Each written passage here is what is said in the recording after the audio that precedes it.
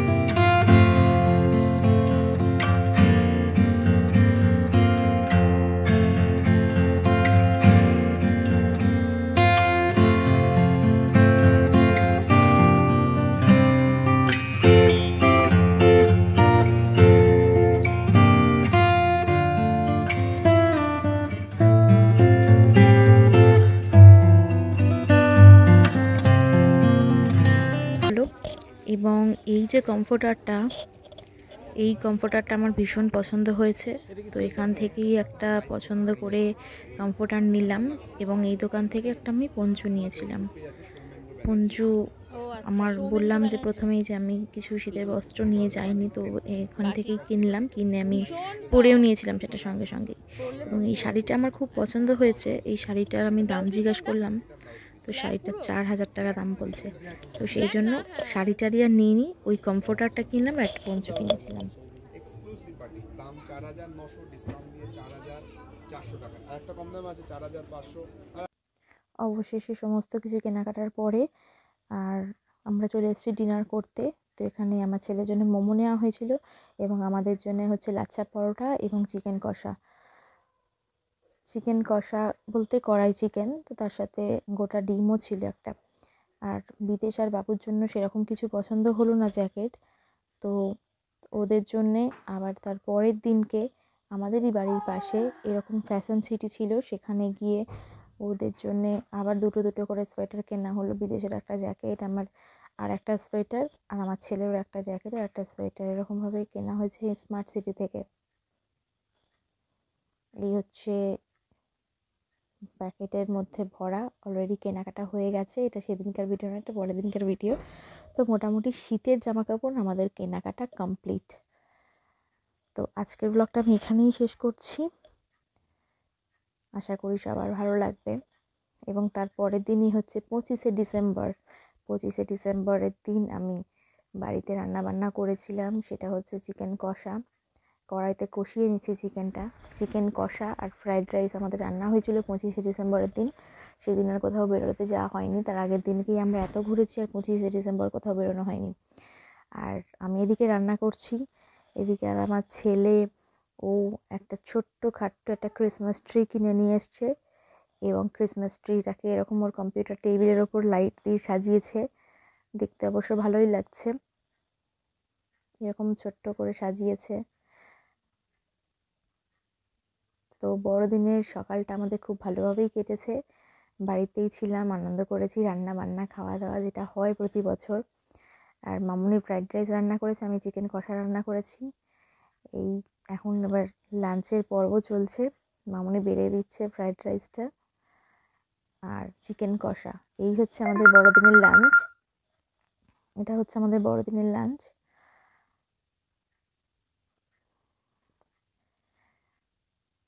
তো আজকের ব্লগটা আমি এখানেই শেষ করছি। সবাই ভালো থাকবেন, সুস্থ থাকবেন।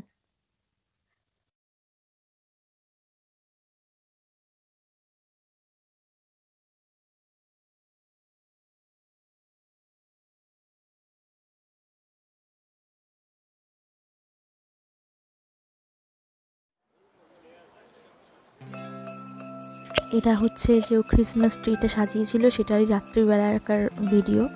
তো রাতে লাইটিংটা দিয়ে কেমন লাগছে ট্রিটার, সেটাই আমি ছোট্ট একটি ভিডিও করেছি।